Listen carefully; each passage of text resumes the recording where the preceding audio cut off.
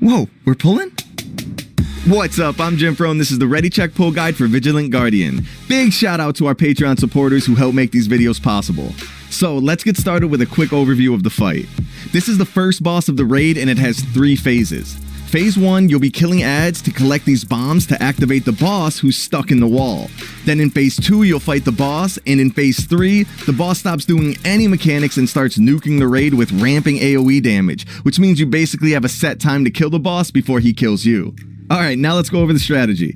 The goal of Phase 1 is to get the boss to come out of the wall. To do that, you'll start by killing all of the regular adds that spawn in waves as fast as possible. This activates the 3 big adds. These big adds put a shield around themselves that the raid will use as protection when the boss gets to full energy, and cast Exposed Core, which does a ridiculous amount of damage for a few seconds. Right before this happens, everyone needs to stand in one of the shields to not die. As soon as the damage is over, any shield adds that were active die, and more importantly, drop one of the bombs that you can use on the boss. On Heroic, the shield ad starts attacking you when the cast is over, and you actually have to kill it to get the bomb. Just try to kill it as fast as possible. Once the bomb is on the ground, someone needs to pick it up, take it to the wall that the boss is in, and use their extra action ability to throw it at the boss. Just make sure you're close enough to where the action button changes from dropping the bomb to actually throwing it. Once you've used all 3 bombs and the boss is at 40%, he rolls out and starts Phase 2. There's a few other mechanics in Phase 1, but they really just boil down to dodging any of these hexagons on the ground and trying to stay a bit spread out.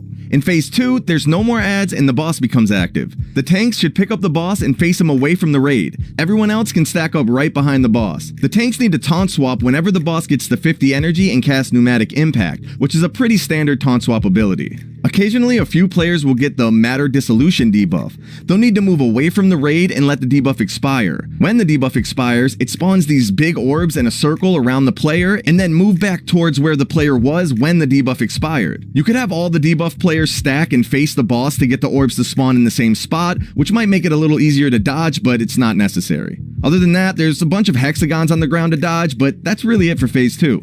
Now when the boss gets to 15% health, Phase 3 starts, where all the mechanics stop and he starts blasting the raid with increasing raid damage until he dies. This is just a classic kill or be killed phase, so you probably want to save Bloodlust for this depending on your raid's damage and healing. And that's pretty much it. Here's a quick recap of the fight for you to review or screenshot for later. Our Patreon supporters get these guides early, so if you're interested in that, check out the links below. Peace.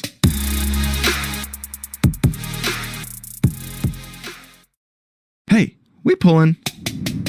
What's up, I'm Jim Fro, and this is the Ready Check Pull Guide for Skolex, the Insatiable Ravener. Big shout out to our Patreon supporters who help make these videos possible. Alright, this is a Bloodlust on pull, single target boss with a ton of movement requirements that make it feel deceptively difficult. However, being that it's 100% scripted, you'll get the hang of it fairly quickly.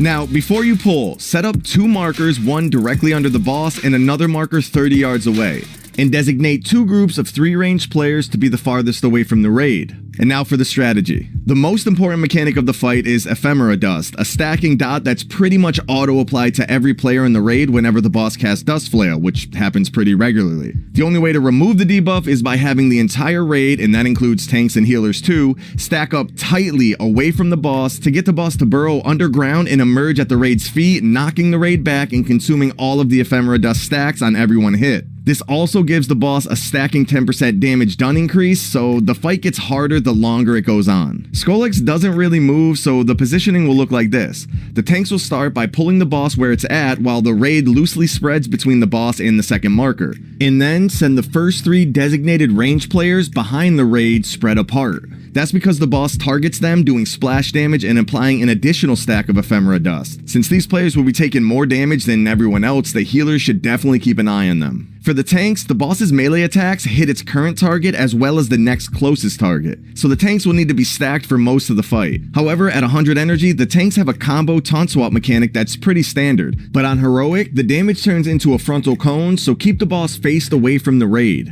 The way it works is that at 100 energy, tank 1 will be on the boss's right, tank 2 will be on the boss's left, and the raid will stay behind the boss. The boss will cast Rift Maw and Rend in rapid succession. 3 attacks total, and the order is random every time. Rift Maw is just moderate damage, but it also increases the damage you take from the next Rift Maw by 500% for 4 seconds. So you're basically dead if you take 2 hits of this in a row. Rend, on the other hand, is basically the same as Rift Maw, but it hits way harder and it also applies a bleed to any one hit, as if it wasn't crazy enough. So to put it simply, never let the other tank take 2 back-to-back hits of Rift Maw or 2 back-to-back hits of Rend. And on Heroic, keep the boss faced away from the raid.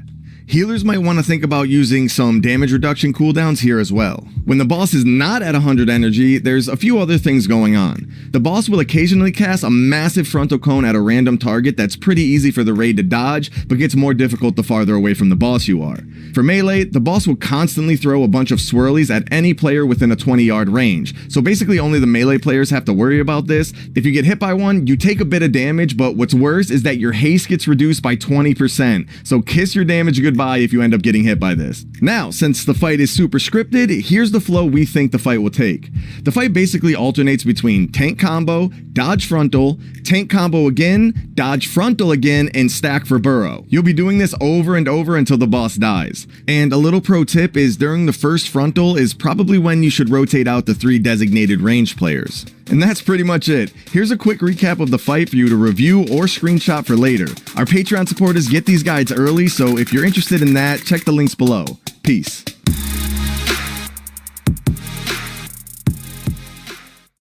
Oh, we're pulling again. What's up? I'm Jim Frone. This is the Ready Check Pull Guide for Artificer Xy'mox. Big shout out to our Patreon supporters who help make these videos possible. Xy'mox is back and he brought his portals with him, along with a few new tricks. This fight is super hectic and also super scripted. It has a mix of single target and AoE with a pretty big focus on priority funnel damage. The last phase has a lot of movement and healing requirements, so you'll most likely be bloodlusting then to try and get that phase done as soon as possible. Alright, you'll start by having the tanks pull the boss away from the middle of the room. Have everyone slightly spread out around this side of the room to help bait the stasis traps so that there's not a bunch of traps all over the place. On normal, you can have a player with immunities trigger all the traps to deactivate them, but on heroic, the stasis traps never go away, so you'll want to make sure to keep one side clear of traps for the last phase. Next, 2 players will be marked with yellow arrows above their heads. One is always on the tank, so you'll want to make sure that the tank drops the portal off at the edge of the platform, while the other player runs their portal to the center near the relic. The boss will occasionally put a white circle on players' feet and cast this white bouncing spark that jumps from player to player doing splash damage and leaving a stacking dot. This isn't really a problem by itself, but if you end up with 2, 3, or 4 stacks for 26 seconds, that could quickly turn into a really big problem. Now let's start with the first phase. So one of the main mechanics of this fight is the rings that either start in the middle and expand to the edges, or starts from the edges and contracts to the middle.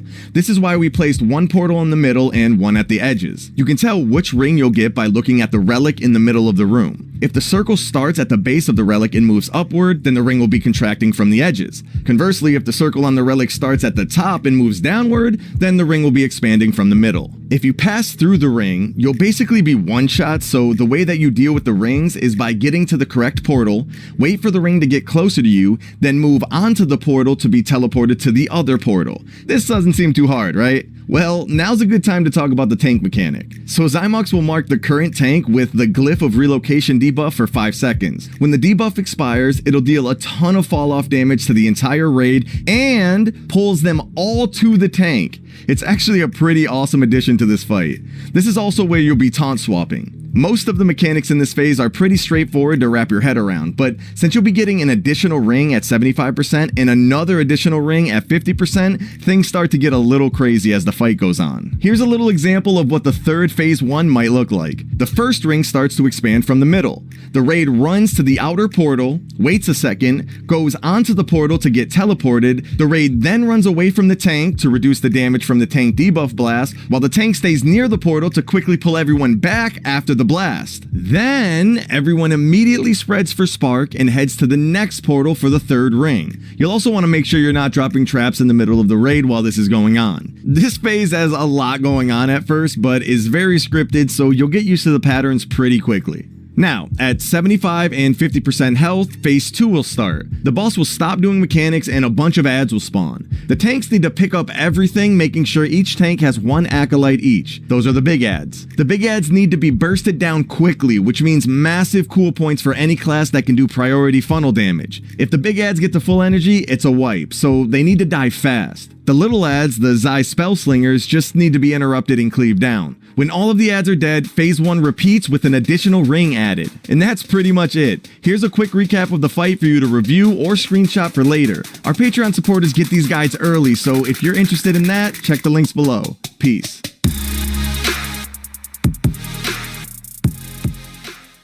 We pullin'?